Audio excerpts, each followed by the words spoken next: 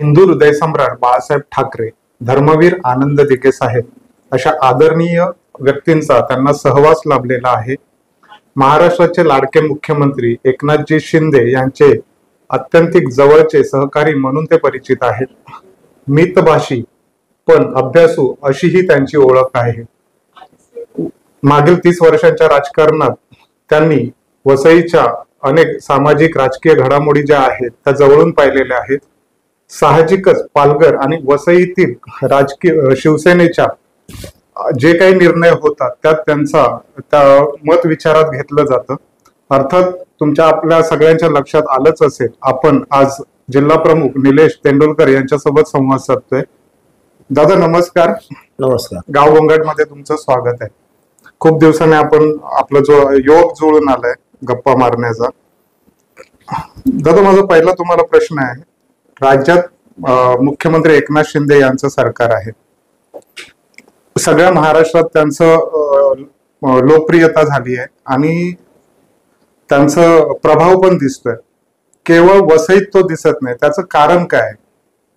नाही, हा तुम्ही निष्कर्ष कसा काढला मला माहित नाही. वसईमध्ये आपल्याला कल्पना आहे की आता या दिवाळीला, म्हणजे आता दिवाळी आलीच, या महिन्याच्या 31 तारखेला दिवाळीचा पहिला दिवस आहे, पहिली पहाट म्हणतो. आणि गेल्या वर्षी म्हणजे आपल्याला वसईमध्ये 8-8 दिवस नालासोपारामध्ये पाणी येत नाही, लोकांचे हाल मोर्चा आपण सगळं बघितलं असेल. आणि सगळं असं असताना जेव्हा आम्ही मुख्यमंत्र्यांना ही गोष्ट सांगितली तेव्हा एमएमआरडीच्या माध्यमातून, म्हणजे एमएमआरडीचं पाणी जे भाईंदरला जात होतं हायवेवरनं, त्याला टॅप म्हणून आपण वसई विहारला भाऊबीजीला बहिणीला भेट दिली. म्हणजे लाडकी बहीण हा विषय नंतरच, आपण वसई विहारपुरती जर बोलायचं तर त्यावेळेला पाणी दिलं. आणि पाणी एवढं दिलं, मुख्यमंत्र्यांनी पाणी एवढं दिलं की दुर्दैवानं जे काय आता कोण आहेत वसई विहारकर म्हणतात आम्ही हे केलं ते केलं, जे काय आहे तुम्ही मग अशी माझा उल्लेख 30 वर्षाचा केला, जे 29 वर्ष या सत्तेत आहेत, ह्यांनी साधी पाईपलाईन नाही, म्हणजे मोठ्या प्रमाणात पाणी आल्यानंतर त्याचं जे इन्फ्रास्ट्रक्चर लागतं ना आपल्याला नियोजन करण्यासाठी, ते त्या 30 वर्षात करू शकले नाही. मुख्यमंत्र्यांनी पाणी दिलं पण त्याचं नियोजन नाहीये. मला आयुक्तांपासून वरिष्ठाधिकारी सगळ्या लोकांशी मी बोललो, डीपली बोललो. म्हणजे असं नाही की मी नुसतं सगळं खालपासून वर पण जाऊन सगळ्या अधिकाऱ्यांशी भेटलो फिरलो, आपल्याला कल्पना आहे. तर ते आपल्याकडे ती यंत्रणाच नाहीये. त्यामुळे मुख्यमंत्र्यांनी पाणी दिलं, वसईविहारांचा प्रश्न सुटला. पण इकडचे स्थानिक आहेत त्यांना ते द्यायचं आहे का लोकांना? कारण त्यांना पाण्याच्या माध्यमातून लोकांना दाबून ठेवून राजकारण करायचं. तर पाणी या विषयाकडे आपण येऊच, पण माझं असं म्हणणं होतं की जेव्हा राज्य सरकारचे जे प्रोजेक्ट आहेत ते नाही, मला अभिप्रेत असं आहे किंवा जनतेला जे अभिप्रेत असं आहे ना की महाराष्ट्रात शिंदे साहेबांचं सरकार असताना जे पालिकेच्या माध्यमातून जी विकास कामं व्हायला हवी त्याच, मग प्रशासक तर 2 वर्ष आहे नाही का, तर त्या मधल्या काळात जो आहे ना तो विकास आपल्याला कुठे असं ठळकपणे दिसत नाहीये. मी तेच सांगतो ना की मी शिंदे साहेब मुख्यमंत्री त्याच्यापेक्षा शिंदे साहेब नगरविकास मंत्री असल्यापासून जातो, कारण नगरविकास हा महापालिकेशी संबंधित विषय आहे की आपण रेकॉर्डवरती आहे. म्हणजे मी काय म्हणतो, तुम्ही आपण चर्चा काय करतो त्याच्यापेक्षा हे रेकॉर्डवरती आहे. वसई विहार साधा आहे की अख्ख्या जगाला कोविडचं जे संकट आलं होतं, आपल्याकडे माझ्या माहितीवर 30 का 40-50 स्पॉट, म्हणजे त्याच्यापेक्षा मी कमीच म्हणजे बोललो, 30-40 मी जास्त बोललो, त्याच्यापेक्षा असं 50 स्पॉट आपल्या मालकीच्या महापालिकेच्या कॉट नव्हत्या दवाखान्यामध्ये आपल्या लोकांचं. आणि त्यावेळेला त्याच्या माध्यमातून सन्माननीय नगरविकास मंत्री जेव्हा होते आणि प्रशासकच होतं ना तेव्हा, दादासाहेब पहिले प्रशासक आले या कोविडमध्ये. आणि किमान आज आपल्याकडे 2-2.5 बेडची हॉस्पिटल झाली. काही हॉस्पिटल अजून होत आहेत, काही ठिकाणी काही नको आहेत, ती वैयक्तिक त्यांचे इंटरेस्ट आहेत. आज आपल्याला हॉस्पिटलची व्यवस्था बघा, बाळासाहेब ठाकरे फिरता दवाखाना बघा, दवाखाना वगळला तर हे आताच आता मी तुम्हाला तेच म्हणतो ना की नगरविकास मंत्री असल्यापासून शिंदे साहेब आता मुख्यमंत्री, तेव्हा नगरविकास मंत्री होते ना, तर त्यांनी त्यावेळेस तुम्ही बघा ना रेकॉर्डला किती निधी आला, वसई विहाराचं सुशोभीकरण किती झालं. वसई विहारामध्ये तुमचं आता जाता मोदी साहेबांच्या हस्ते आपण मागच्या आठवड्यामध्ये उद्घाटन केलं, भूमिगत आपण केलं ना, मोगद्याचं केलं. याच्या अगोदर काही हॉस्पिटलची उद्घाटन केली, कुठे मच्छी मार्केट केलं होतं, जिकडे शहरी भाग नाहीये अशा ठिकाणी आपण महिलांसाठी हॉस्पिटल केलं. मोठ्या प्रमाणात आरोग्याची सेवा, पाण्याचा जो बेसिक रस्ते, एमएमआरडीच्या माध्यमातून रस्ते, उड्डाणपूल, मेट्रो, किंवा आता सर्वात महत्वाकांक्षी प्रकल्प म्हणजे तुमचा हे कोस्टल रोड, जो गोराई टू विरार, तो पुढे पालघरला जाणार, पण वसई विहाराचं त्याचं काम पण चालू झालेलं आहे. नाही, पण हे राज्य सरकारच्या माध्यमातून असतात ना, त्याचा प्रभाव निश्चितच आहे, आपण तो नाकारत नाहीये. मी पुन्हा एकदा म्हणतोय की काय झालं की तुम्ही मगाशी सांगितलं की 2020च्या प्रशासकीय काळात नगरविकास मंत्री एकनाथ शिंदे असताना त्यांनी ती कामं केली, पण तुमच्या लक्षात जर आणून द्यायला मला आवडेल, तेव्हा मुख्यमंत्री उद्धव ठाकरे साहेब होते. सो त्यांच्या माध्यमातून ती झालेली कामं म्हटली जातात.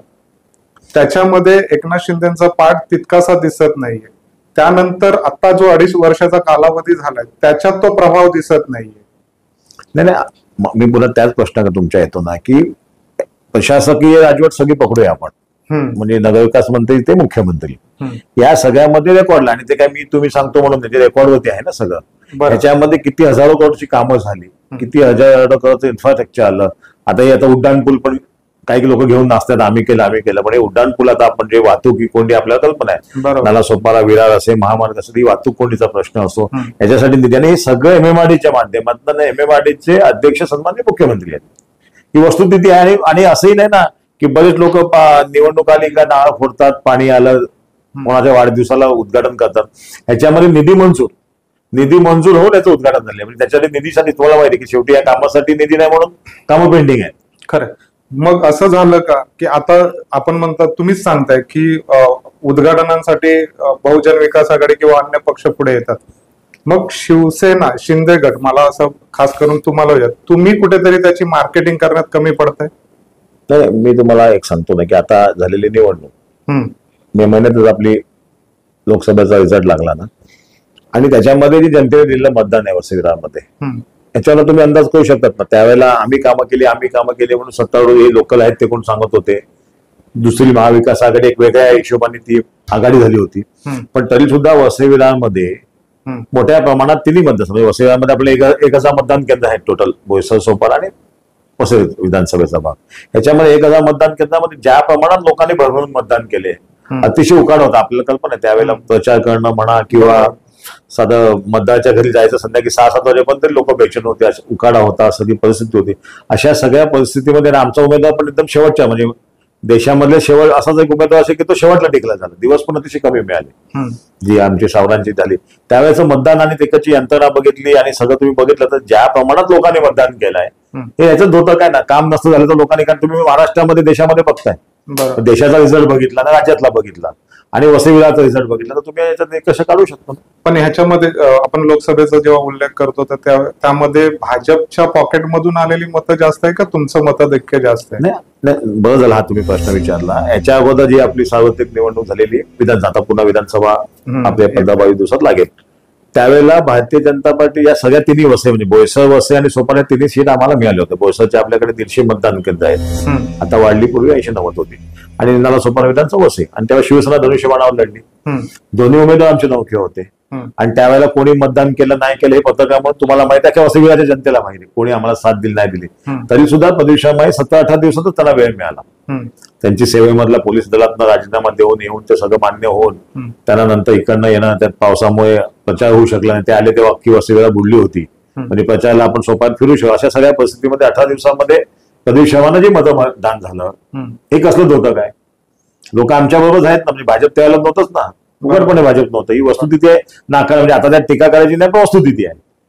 तरी आणि वसई मतदारसंघात सुद्धा जे ज्यांच्या नावाने 40 वर्ष 30 वर्ष वसईचं राजकारण फिरतं त्यांच्या समोर आमचा उमेदवार अगदी विजय पाटील कमी मतांनी पडला ना. बरोबर. बोईसरचा जागा आमची 1200-1500 मतांनी पडली, ती बहुजन आघाडीचीच होती ना 10 वर्ष. त्याच्यामुळे हे जर नसतं तर मग ही मतं भाजप कुठे होतं, तेव्हा आम्हीच होतो ना. बरोबर. मग आता तुम्ही खरं तर त्यातला फरक सांगितलात, पण भाजप असं म्हणतंय की आमचं 70,000चं लीड आहे, ते तुम्हाला गृहीत धरून म्हणताय की त्यांचं स्वतःच आहे? कसं आहे ना की कारण त्या 70,000च्या लीडवर असं शक्यता आहे की भाजप ह्या पालघर जिल्ह्यातल्या बहुतांश मतदारसंघांवर दावा करेल. नाही, कसं आहे बघा, हे सगळं घडताना याच्यामध्ये राजकीय सर्वे, कार्यकर्त्यांचं मत, इंटेलिजन्सचे रिपोर्ट आणि अनेक पैलू असतात. आपल्याला कल्पना आता सर्वेचा पता आले 15-20 वर्षातील सर्वे वगैरे हे विषय आहेत, म्हणजे निवडणुकीत काही ठिकाणी आवश्यकता पण, आणि या सगळ्यांचा विचार केला तर कोण काय म्हणतं त्याच्यापेक्षा जिंकणं हाच उद्देश, जिंकणं हाच कॅटेगरी, आणि याच्यामध्ये जो योग्य उमेदवार असेल त्याला तिकीट मिळणार. भाजप असो का आम्ही असो, शेवटी महायुतीमध्ये आम्ही लढतोय. दादा, तुम्ही म्हणाले की सर्वे आणि इंटेलिजन्स सगळे रिपोर्ट्स येतात, तुमच्या पक्षाच्या बाजूने तसे काही रिपोर्ट्स आल्याची तुम्हाला कल्पना आहे? मी काय म्हणतो की एखादा म्हणजे अगदी स्पष्टपणे सांगायचं ना, आपण चर्चा करतोय की कोणतरी आजकाल ते आहे ना युट्यूब वगैरे असं मॅनेज करणं का तुम्ही रील बनवणं, असं कोणाला तरी काहीतरी आपण शुल्क दिलं आणि केलं तर ते होऊ शकतं. पण त्यांनी काय तुमचं जन्मतः काम जात नाही ना. त्यांनी काय ठीक आहे आपण नेत्यांना टॅग करू जाऊ दिसेल, पण वस्तुस्थिती मतदान कोण करतं?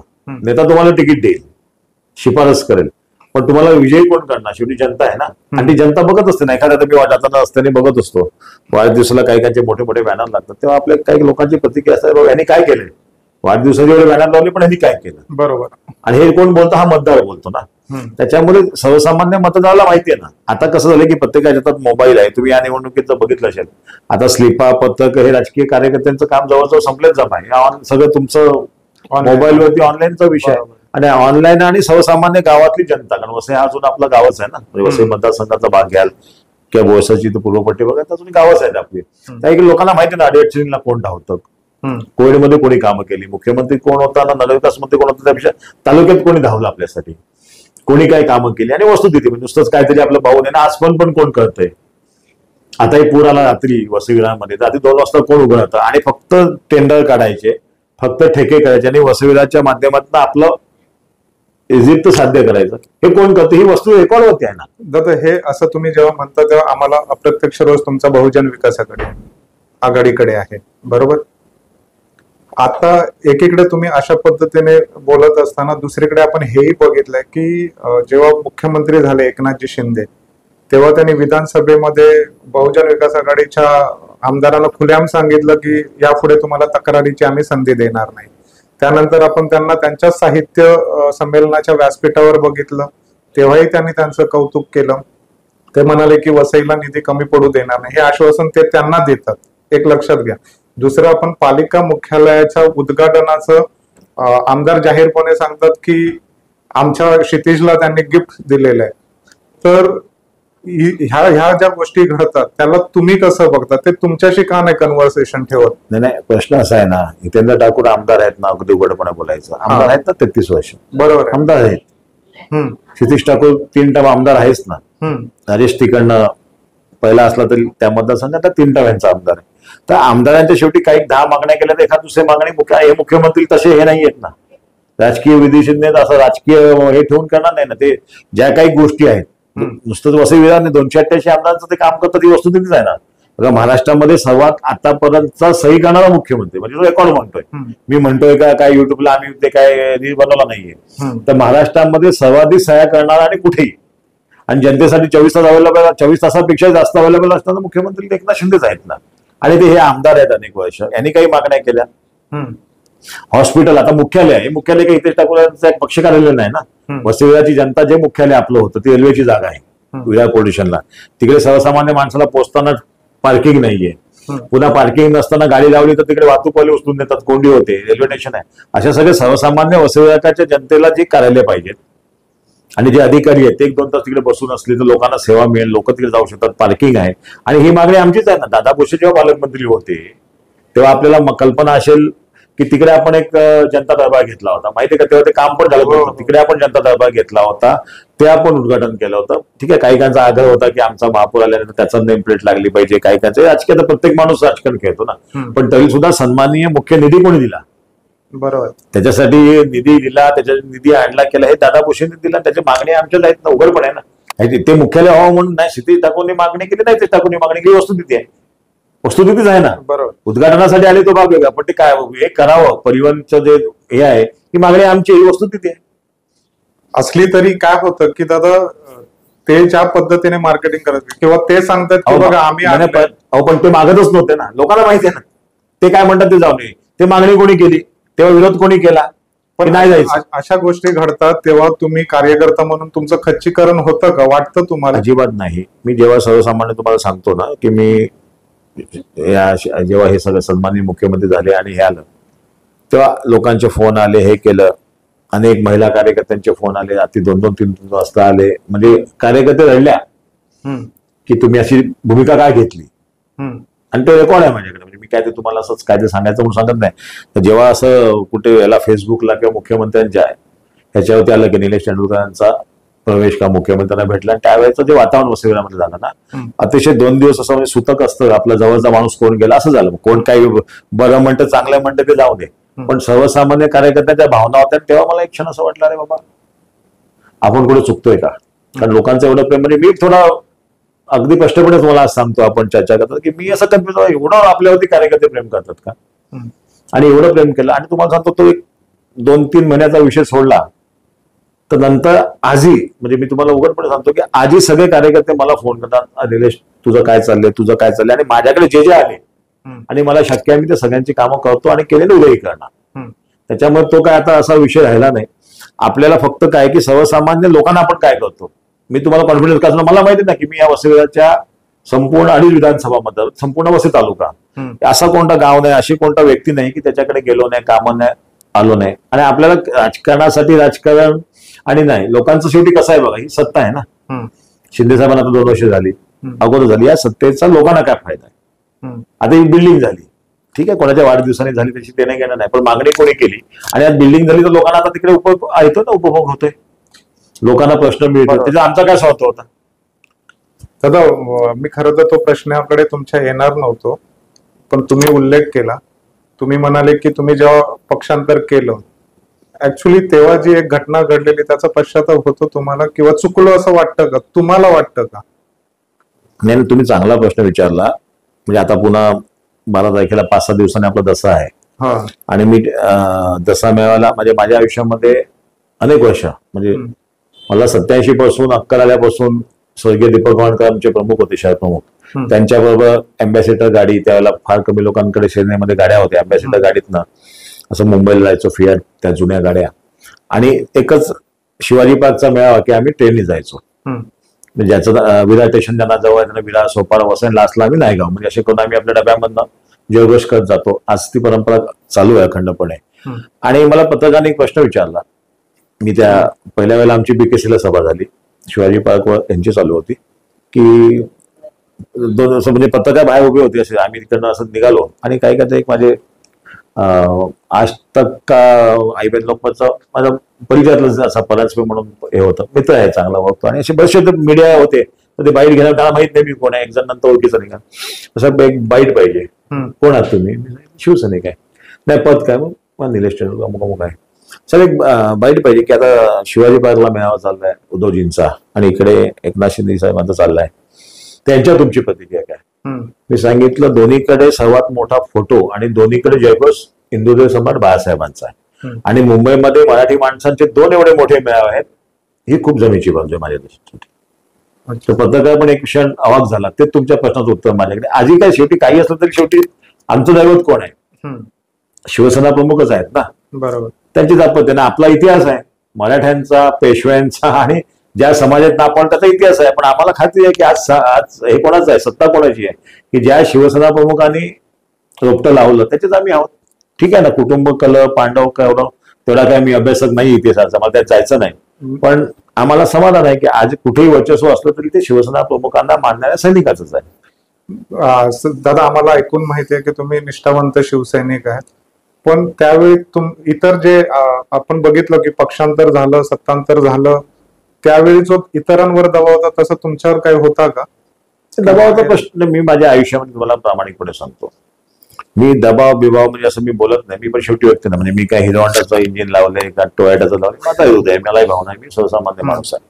पण जो निर्णय मला योग्य वाटला तो मी घेतला. का घेतला, कसा घेतला, नाही घेतला, मला कोणाचा आग्रह नाही. पण सन्माननीय मुख्यमंत्र्यांच्या रात्री 2-3 वाजता ते मुख्यमंत्री होते, शिंदे साहेब जेव्हा नव्हते, बरोबर, इकडनं गुजरात आणि गुवाहाटी कुठे होते ते मुख्यमंत्री नव्हते, पण त्यांच्या हाती 2-3 वाजता मला फोन आले, काय चाललंय, कसं चाललंय, बाकी तू ये. तो विषयच नव्हता ना तेव्हा, काही विषयच झाला नव्हता, पण काय चाललंय म्हणून त्यांनी 3दा फोन केले, आणि त्यात भाई तब्येतीची काळजी घ्या तुम्ही, आम्ही सगळे व्यवस्थित आहोत, एवढाच संवाद होता.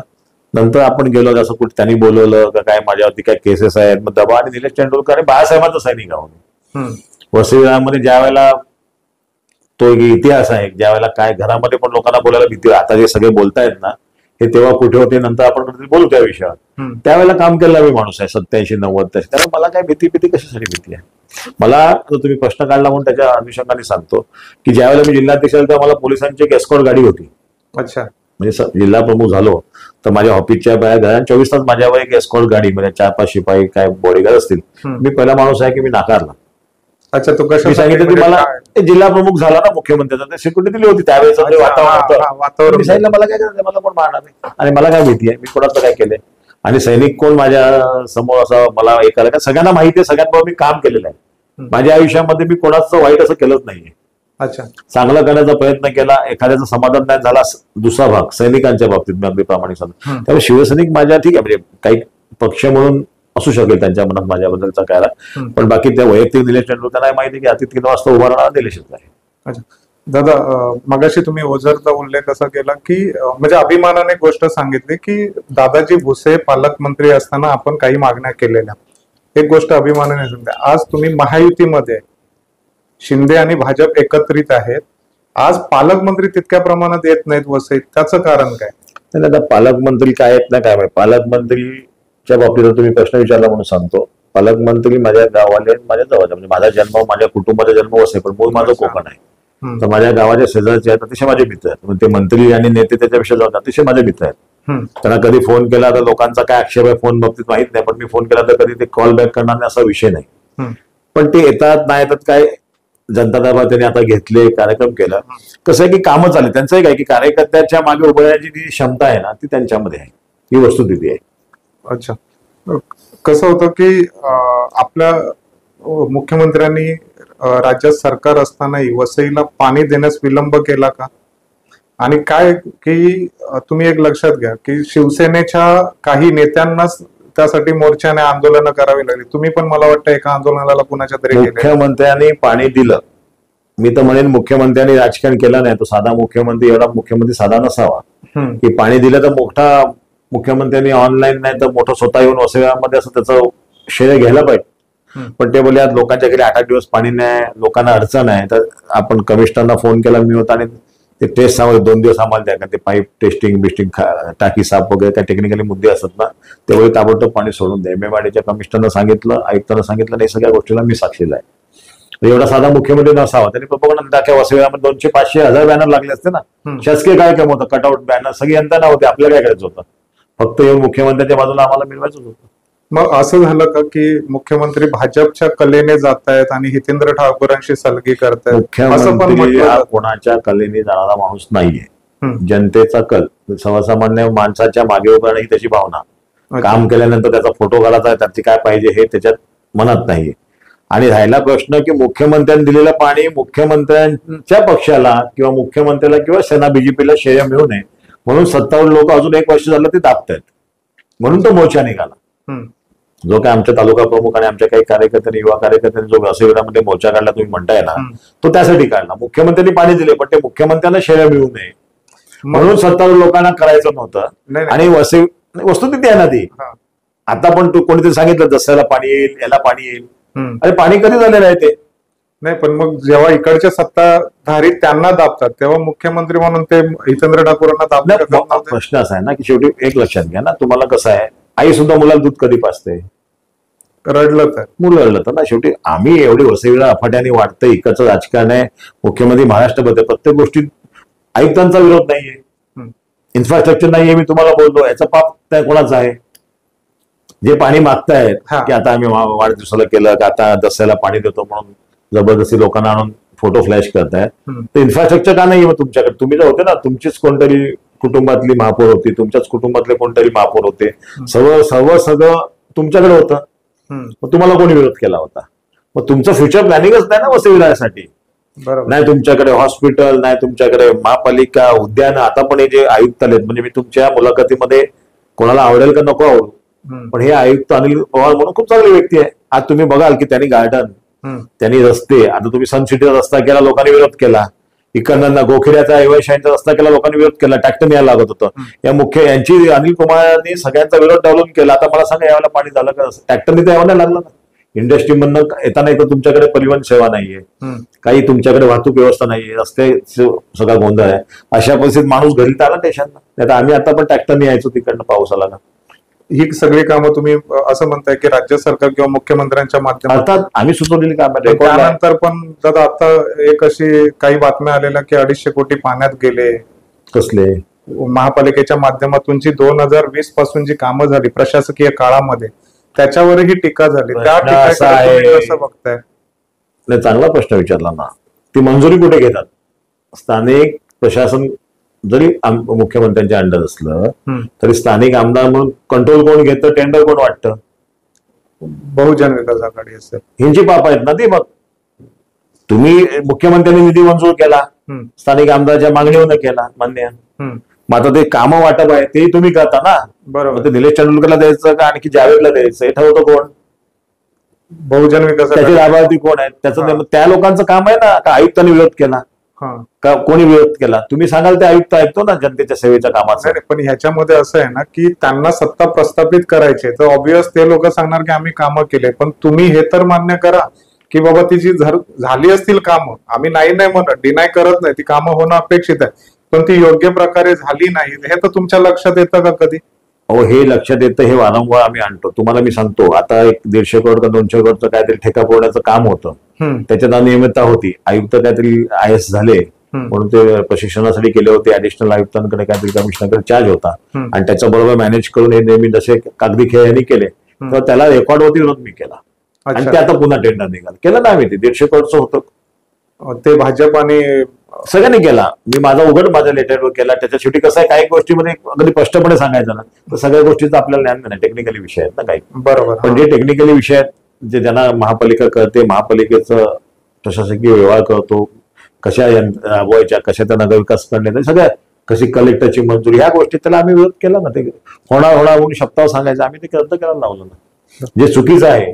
आता बोईंचा रस्ता लोक जिकडे मुख्यालय झालं, आज आनंदाने लोक तिकडे FSI वाटतायत, मोठ्या मोठ्या होल्डिंग लावतात, पण तेव्हा लोकांचा विरोध होता. तेव्हा गंगाधर साहेबांना आम्ही तिकडे घेऊन गेलो. त्यांनी बघितलं, त्याचे लाड होते अभियंता राजेंद्र लाड.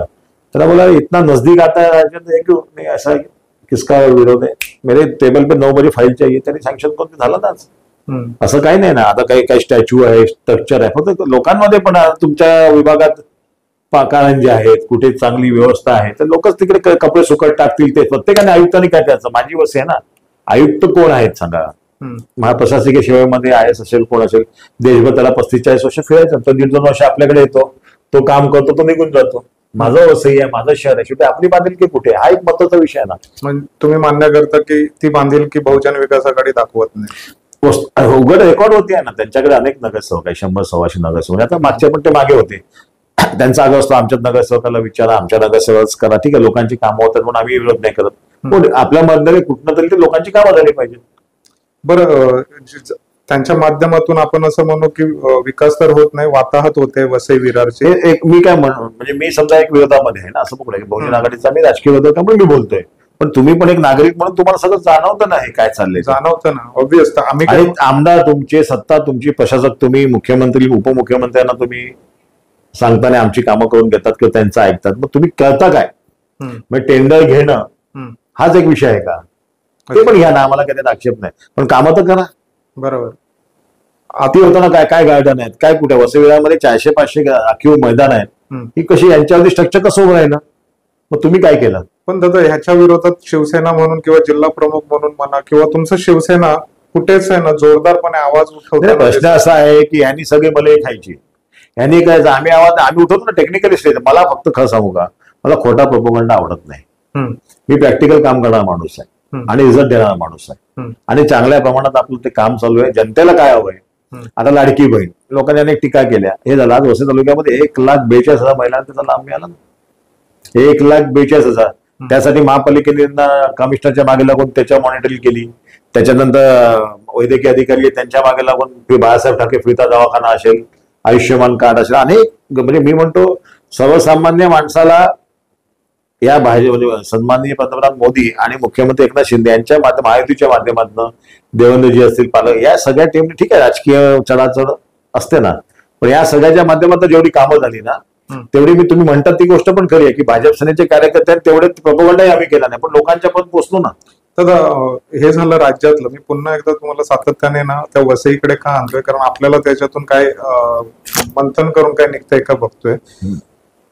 तुम्ही असे कोणते विषय आहेत ज्याला जनतेचे वसई विरार मधले ज्याला तुमच्या पक्षाने वाचा फोडली? प्रश्न असा आहे ना की वसई तालुक्यामध्ये आता महापालिका आहे, साधा विषय. तुम्ही म्हणाल सर्वसामान्य तुमचं 2 गुंठे 5 गुंठे जागा आहे, घर बांधायचं तुम्हाला. आम्ही ऐकताना काय सांगितलं, शास्ती लागते, आपल्याला कल्पना आहे. बरोबर. 1,000 असेल त्याला 3,000 लागते.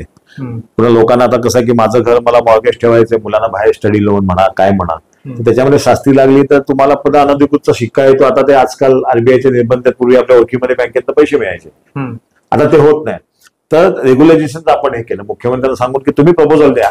लोकांचे वसईविरामधले जेवढे जनतेचे घर आहेत, आज वसईविरामध्ये मोठ्या प्रमाणात लोकांनी आयुष्याची पुंजी लावून आपली घरं बांधलेली आहेत ना. बरोबर. स्थानिक शेतकरी तुम्ही स्थानिकांचं म्हणताय. त्या स्थानिक वसईविरामध्ये मोठ्या प्रमाणात ते शास्ती आहे, त्यांना रेकॉर्ड नाही, ग्रामपंचायती होत्या, परमिशन नाही, शिडको आपल्याकडे होती, तर ते रेग्युलाइज करण्याची आम्ही भूमिका घेतली. काही इंडस्ट्री आहे, इंडस्ट्रीमध्ये मग आरटीआयचा सुसवाट आहे, तर तुम्हाला आम्ही त्याच्या आपण नंतर बोलू. मग चांगला एक इंडस्ट्रियल वाला आहे, तो कशाला येईल वसईमध्ये, कोणी येऊन त्याला आरटीआय टाकतो, सगळं रेग्युलाइज नाही ना त्याचं काम. बरोबर. मग त्याला कुठेतरी रेग्युलाइज करून द्या. ही जनतेचं एक इंडस्ट्री जगली तर त्याच्यामध्ये 200-500 लोकांना रोजगार मिळतो. आपण आरटीआय टाकून त्याला दाबण्यापेक्षा त्या इंडस्ट्रीवाल्याच्या मागे उभं राहिलं पाहिजे.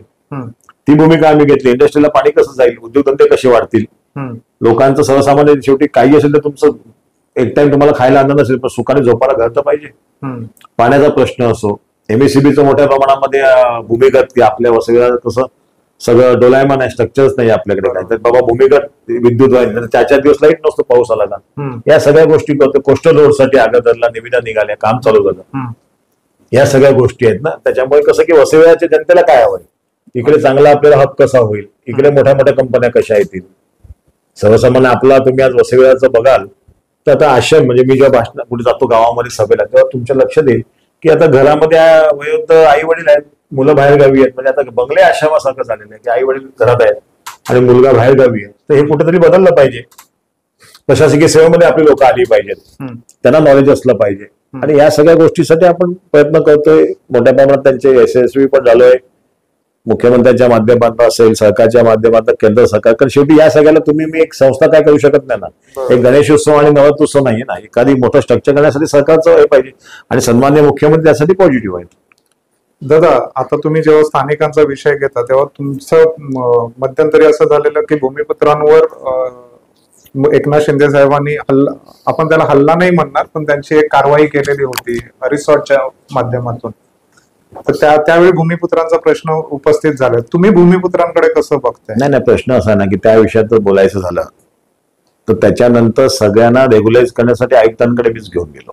अच्छा. जागा जर तुमची गुरुचरण असेल, उद्या मी समुद्रामध्ये सांगेन काहीतरी मी बांधतो तर त्याला काहीतरी मंजुऱ्या लागतात. त्याच्यामुळे जागा गुरुचरण आहे तर ते तहसीलदारांनी करावं.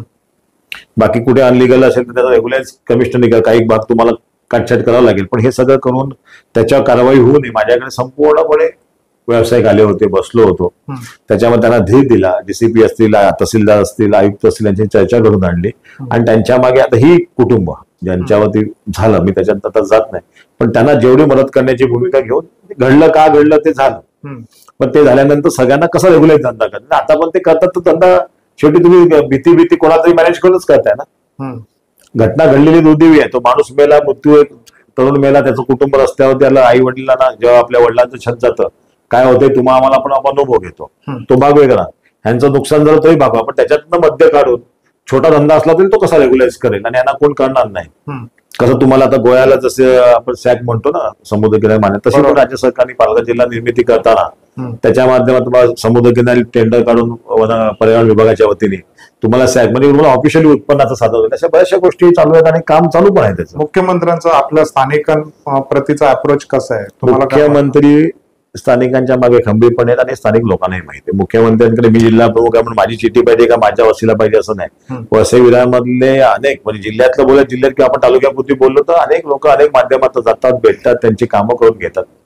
आता कसं आहे, माझं एक मोठं काम झालं कोण सांगायला जात नाही, पण मला ते कळतं, लोक काही भेटायला येतात तेव्हा माहित पडतं की हा माणूस जाऊन मुख्यमंत्र्याकडे आला. मुख्यमंत्री अतिशय पॉझिटिव्ह आहे. कारण पूर्वी ठाणे जिल्ह्याचा, या जिल्ह्याचे आज मी जिल्हा प्रमुख आहे, मुख्यमंत्री होते ना पूर्वी ठाणे जिल्हा. शिंदे धर्मवीर आनंद दिघे नंतर शिंदे साहेबांकडे जबाबदारी होती या ठाणे जिल्हा संपूर्ण. मग तो शहरी ग्रामीण असा भाग केला, मग पालघर जिल्हा झाला.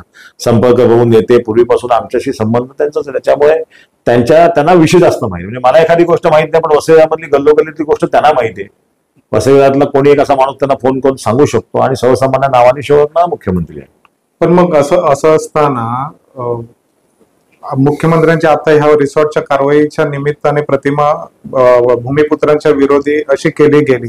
आणि गमतीची गोष्ट अशी आहे की ज्यांनी ती केली, म्हणजे मी नाव घ्यायला मला काही हे नाही, कैलास पाटील यांनी जे त्यांच्या विरोधात आंदोलन केलं उभं, त्यांचंच नाव तुमच्या पक्षाचा उमेदवार म्हणून पुढे येतं, तर त्याच्याकडे तुम्ही कसं बघता? नाही, पहिली गोष्ट म्हणजे कसं आहे ना, की कैलास पाटील सुद्धा भूमिपुत्रांसाठी काम करतात. या विषयामध्ये ज्यांनी ज्यांनी राजकारण करायचं आलं ही आता बोलण्याची वेळ नाहीये.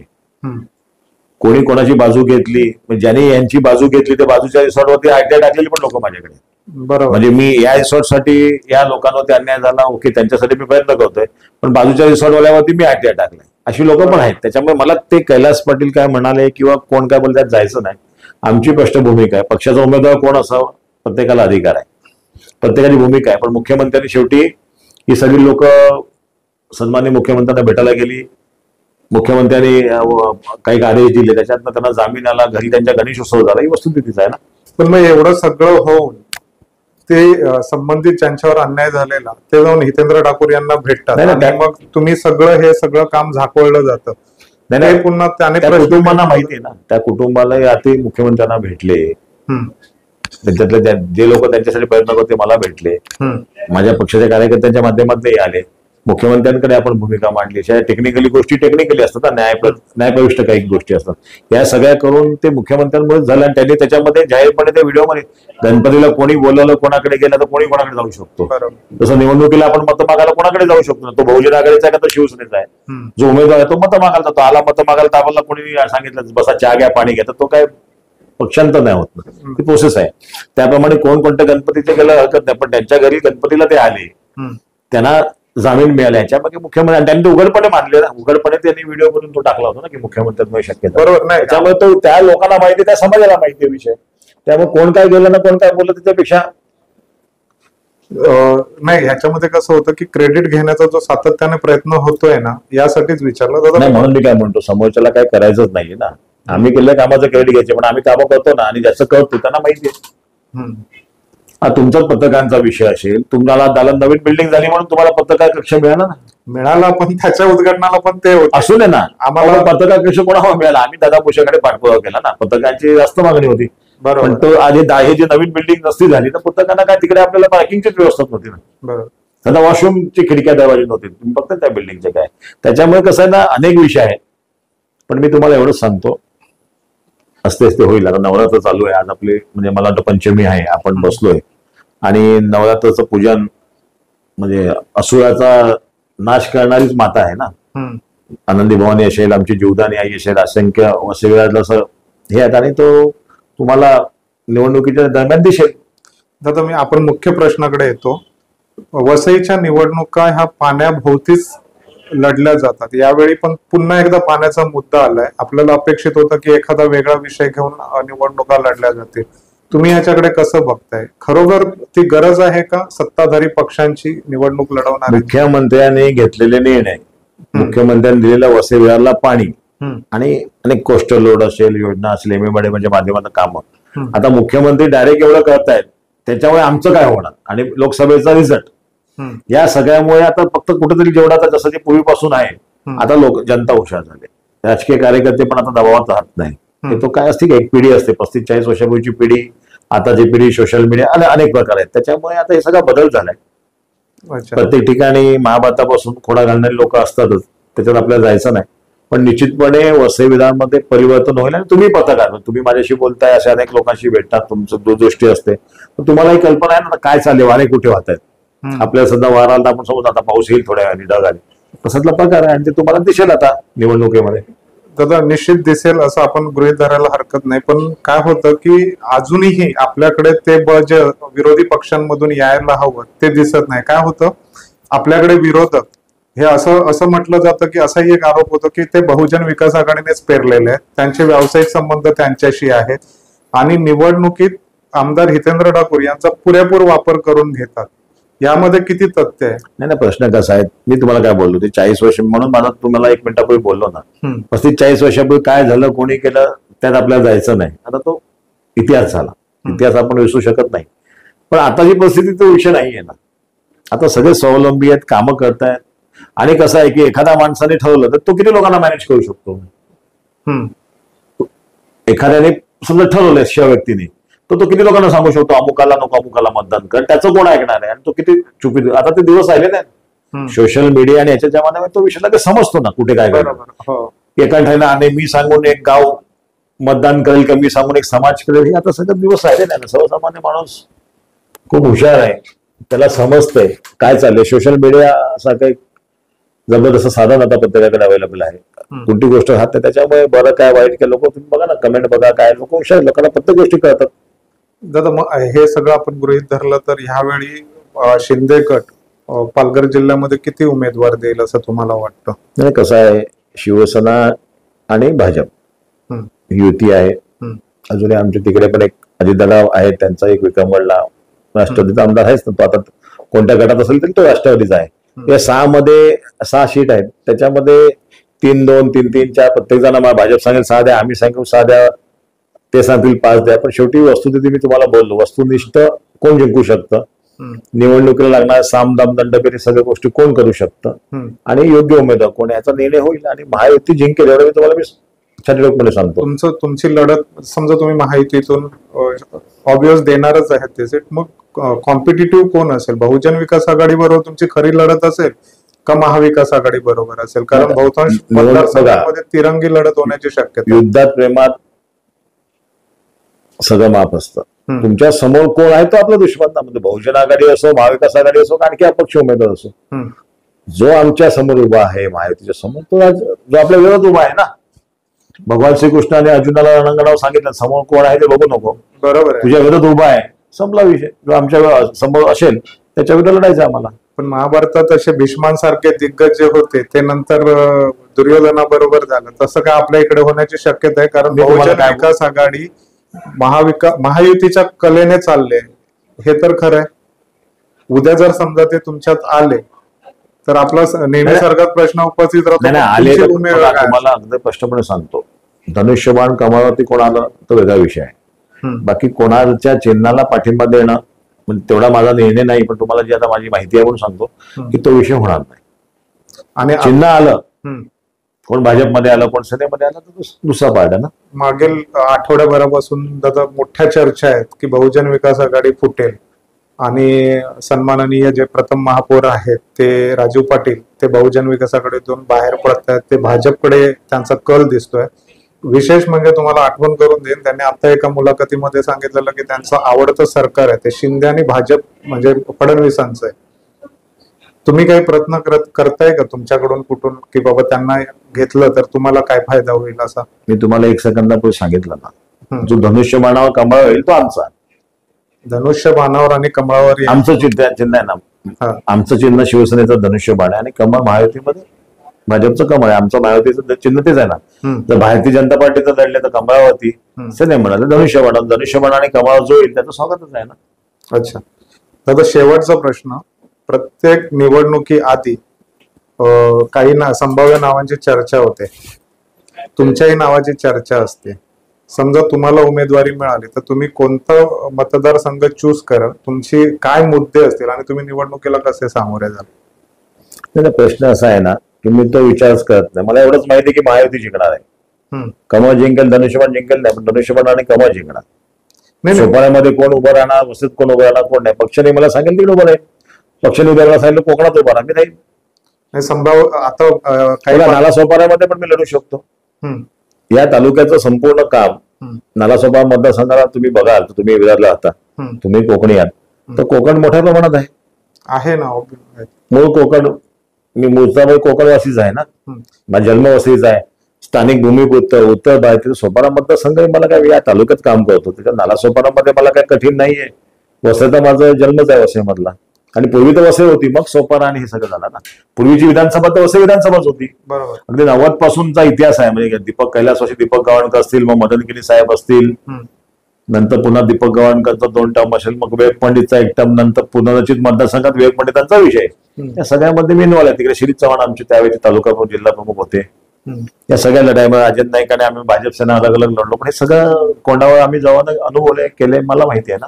नाही, पण तुम्ही असे कोणते मुद्दे घेऊन का पुन्हा पाण्याच्याच मुद्द्यावर तुम्ही पण लढणार असाल काय? कसं आहे निवडणुकीत पहिली गोष्ट म्हणजे कसं आहे, लोकांना माहिती आहे पाणी कोणी आणलं, पाण्याचा विषय तर संपलेला आहे. की तुम्ही दाबून किती ठेवणार, कुठे टेक्निकली मध्ये पाणी भरपूर आलेलं आहे वसई विरारसाठी. पण वसई विरारचं नुकसान कोणी केलं आणि वसई विरारचं प्लॅनिंग काय, म्हणजे मी म्हणतो ना कोणी नुकसान केलं काय केलं त्याच्यात मला जायचं नाही, तर मी वसई विरारसाठी काय देऊ शकतो पुढच्या भविष्यात. जसं बोललो की तुम्हाला आता आमच्या गावातले सगळे बंगले आता रिकामी होत चालले, जो मुलं बाहेर आहेत, वयोवृद्ध आई वडील घरी आहेत. इकडे आता मोठ्या प्रमाणात तुम्हाला उद्योगधंदे आले पाहिजेत. इंडस्ट्रीला काहीच नाही, इंडस्ट्री म्हणजे फक्त पैसे कमवायचं पूर्ण झालेलं आहे. आज इंडस्ट्रीमध्ये तुम्ही जाल तर कोण जाऊन येऊ शकतो का, कामगारांना काय व्यवस्था आहे कामगारांची, उद्योगधंदावाला कोण वसईमध्ये येण्यापेक्षा तो गुजरातला जातो, का जातो. आम्ही बोलतो महाराष्ट्रातला तिकडे चालला, पण वसईमध्ये आम्ही त्याला देतो काय. एखादा उद्योजक आला तर त्याला तसं पोषक वातावरण तर शेती बनते ना, बरोबर. त्याला तुम्ही लाईट देत नाही, इन्फ्रास्ट्रक्चर देत नाही, पाणी देत नाही, तुम्ही लेबर मध्ये देत, सगळीकडे तुम्ही त्यांची पिळवणूक करतात. या सगळ्या ज्या गोष्टी आहेत ना, या गोष्टी केल्या तर माझा वसई विरार मोठं होईल ना. हायवेला आता तुम्ही महामार्ग कोस्टल होतोय, एक्सप्रेस होतोय, बडोदा एक्सप्रेसचं काम चालली, मोठी कामं चालली आहेत. बुलेट ट्रेनचं या तालुक्यात एक स्टेशन होते, म्हणजे मोजून 3 का 4 मध्ये या तालुक्याला मान आहे ना, त्याच्या बाजूने 5-6 किलोमीटर इन्फ्रास्ट्रक्चर होते. तिकडे माझा स्थानिक भूमिपुत्र कसा त्याच्यामध्ये ऍडजस्ट होईल, त्याला कसं कामधंदा मिळेल. महामार्ग आहे, तिकडे पण मोठ्या प्रमाणात हॉटेल इंडस्ट्री आहे. माझ्या हॉटेल गावामधली मुलं, माझ्या वसीची मुलं या शिपवरती जातात कामाला. कोविड नंतर खूप रिस्ट्रिक्शन झाल्या, वर्षभरात 2-3 एकदाच जॉब मिळतो, पेमेंट कमी झाले. आज हॉटेल इंडस्ट्री हायवेला जर सुद्धा तुम्ही बघाल, म्हणजे अख्खा हिंदुस्थान हायवे, राजस्थानी, गुजराती, आगरी, कोळी, म्हणजे तुम्ही बघाल तर मुंबईला लागून, म्हणजे हिंदुस्थानाची आर्थिक राजधानी मुंबईच आहे. गुजरात, दिल्ली या सगळ्या मोठा महामार्ग आहे. इकडे मोठ्या प्रमाणात कसं आपल्याला त्यांना काय रोजगार देता येईल, की जो तो शिप होता शेवटी आई वडील इकडे, बायको इकडे, एखादा तरुण 23, 25, 27 वर्षांनी निघून जातो, तो 55, 56 वर्षांनी वसत राहिला येतो, बायका पोरं इकडे, म्हणजे त्याचं दुःख त्याला माहिती, हे कोण बघत नाही ना. त्यांना आपण इंडस्ट्रीमध्ये कुठे समावं, हॉटेल इंडस्ट्री होऊ शकते ना हायवेला. अनलिगल धाबा असण्यापेक्षा त्यांना रेग्युलाइज करून त्यांना तिकडे कसं मोठ्या प्रमाणात मोटिवेट करता येईल. चांगली इंडस्ट्री वसईमध्ये तुम्ही आलात तर चिमाजी आप्पाचं आहे, आमचं वारस आहे. चिमाजी आप्पाच्या इकडे बघायला गेला तर कुठे साप चावेल, काय तिकडे जाऊ शकत नाही, व्यवस्था आहे. आता तुम्ही राजस्थानामध्ये जाल, हैदराबादला जाल तर तिकडे कसं चांगल्या प्रमाणात केलेलं आहे. केंद्र सरकार, राज्य सरकारने मिळून चांगला वसईचा किल्ला ऐतिहासिक. वसईमध्ये आमचे चर्च आहेत जुनी पोर्तुगीजच्या काळातली, मंदिर आहेत, बौद्ध स्तूप आहेत, जैन मंदिर आहेत, चांगलं फूड आहे. कोस्टलला आमचा आगरी कोळी बांधव राहतो, कळंब, रानगाव सगळं आहे ना आमचं, नवापूर. इकडे चांगले लोक आली, बाबा इकडे व्यवस्था आली, वसईच्या किल्ल्यात आले, त्यांनी टुरिझम केलं. चांगली गरम पाण्याची कुंड, इकडं गणेशपुरी, वदेश्वरी आहे. वसई तालुक्यात किती लांब आहे, शिरसाडवरनं वदेश्वरी किती लांब आहे ना, तुमचं सातोली किती लांब आहे. मोठ्या प्रमाणात हायवेला हॉटेल इंडस्ट्री मी जो बोललो त्याच्यामध्ये असं खूप असा विचार आहे.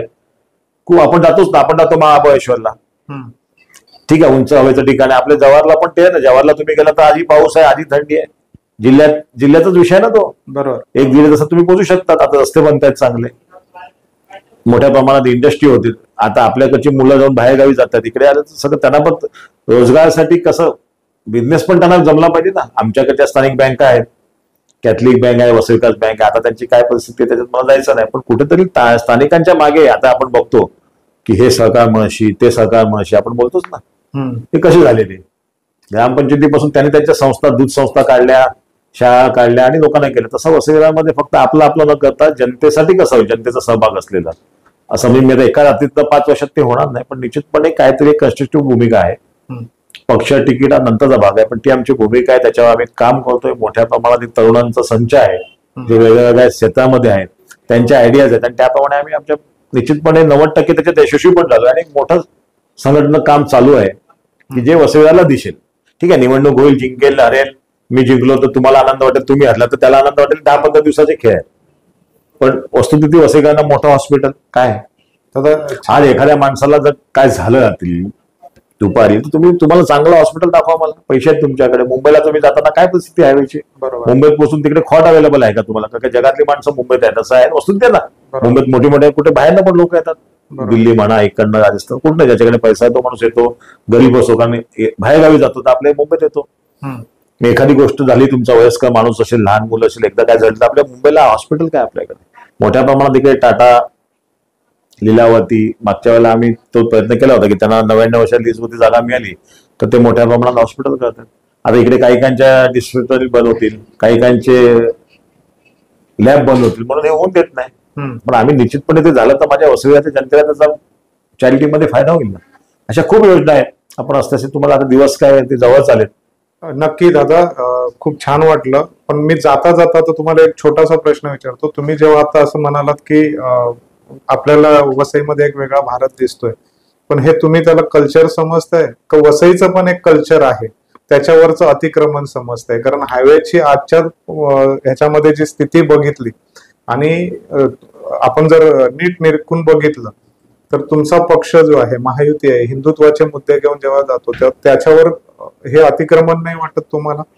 नाही नाही, प्रश्न कसा आहे ना की आपण जातो ना फिरायला कुठेतरी. आता आम्ही गोव्याला जातो, आपण एक गोवा, तुम्ही मी कोकणात आहे, आपल्या बाजूने 50 किलोमीटर गोवा आहे, आपण का गोव्याला जातो? तिकडे अख्खा वर्ल्ड येतोय ना. पण स्थानिक काम कोण भूमिभूतच करतो ना. जर तुम्ही ओल्ड गोवा गेलात आणि समुद्र किनारे गेला, आधी स्थानिक त्या बोटी वगैरे चालतात, ते स्थानिकांचेच चालतायत ना तिकडे. इथे वस्तुस्थिती आहे ना. तसं हायवेचं तुम्ही म्हणता, पण माझं सांगणं तेच आहे की वसई फुगले पण त्याला देण आहे ना. म्हणजे आशिया खंडात काय हिंदुस्थानामध्ये, म्हणजे मी जगामध्ये म्हटलं तर ते वावगं ठरू नये की सर्वात स्वस्त घर वसईविरामध्ये मिळतं. वसईविरामध्ये लोक काय येतात की वसईविरामध्ये सर्वात स्वस्त मिळत आहे ना. पण माझं म्हणणं आहे की त्याच्यासाठी इन्फ्रास्ट्रक्चर तर करावं लागेल. आलेल्या माणसाने पैसे घेतले. माझ्याकडे दिवसभरच्या केसेस येतात ना, ते मुंबईला आमच्या नेते लोकांच्या सगळ्या शिवसेनेच्या, ते पत्र येतात, बाबा अमोलकांनी घेतले आणि 4 लाख भरले, त्यांनी 10 लाख भरले आणि समोरचा बिल्डअप आलेला आहे. तात्पुरतं ऑफिस असतं. याच्यावर कोणीतरी रिस्ट्रिक्शन आणलं पाहिजे ना. लोकसंख्या वाढणं, आपण असं सांगू शकतो का की आता वसईत बाहेरच्या येऊ नये? हे असं होणारच नाही. नाही, बरोबर आहे. आता तुम्ही ज्या ह्याच्यावर सांगितलं तर त्याच्यावर राज्य सरकार म्हणून काही नियंत्रण आणण्यासाठी तुम्ही प्रयत्न करा. SIची स्कीम आहे ना. आता समजा कसं आहे की नुसती फुगते ना, त्याला काहीतरी डेव्हलपमेंट पाहिजे ना. माणूस सुद्धा नुसतं खात बसला तर आपलं शरीर वाढलं तर आपण काहीतरी त्याच्यासाठी प्रयत्न करतो ना. तसं एक नियोजनबद्ध एका रात्रीत तर ते शक्य नाहीये, पण सगळ्यांनी म्हणून सांगतो की सगळ्या समाजातल्या लोकांनी मिळून ते केलं. आज जी वसईविराची जी नागरिक आहे, जो वसईविरामध्ये माझ्या राहायला, तो फ्लॅट मध्ये राहतो का चाळीमध्ये राहतो, पण तो माझ्या वसईविराचा नागरिक आहे ना. मग त्याला कुठेतरी चांगली व्यवस्था मिळाली पाहिजे, त्याला चांगला धंदा मिळाला पाहिजे, आणि तो नीट चांगला झाला तर माझं वसई सुधारणार आहे ना. मी त्याला भागू शकतो का, काठी घेतली ना बाबा भाग ज्यावा, असं नाही होत ना. मग त्याला कसं आपल्याला करायचं आणि तो कसा हिंदुस्थान सुंदर दिसेल, याच्यासाठी आपले प्रयत्न चालू आहेत, ते प्रयत्न करतोय. आणि ज्येष्ठ लोक, तरुण आणि तरुणांचा सहभाग मोठ्या प्रमाणात आहे. अच्छा. ज्येष्ठांचं मार्गदर्शन, तरुणांचा सहभाग आणि प्रत्येकांच्या आयडियाज आहेत त्या आम्ही घेतोय. त्याचं सगळं चाललंय, निश्चित नियोजन झालंय आणि मला वाटतं की तीच आपली शक्ती आहे, तीच ताकद आहे. निश्चितच दादा, आपण ह्या तुमच्या निमित्ताने, म्हणजे तुमच्या सरकारच्या निमित्ताने हा बदल भविष्यात पुढील 5 वर्षात बघू. तुम्ही आमच्याशी गप्पा मारल्यात खूप मनमोकळेपणाने, त्याबद्दल धन्यवाद. तुम्हाला धन्यवाद. दसऱ्याच्या तुम्हाला खूप खूप शुभेच्छा.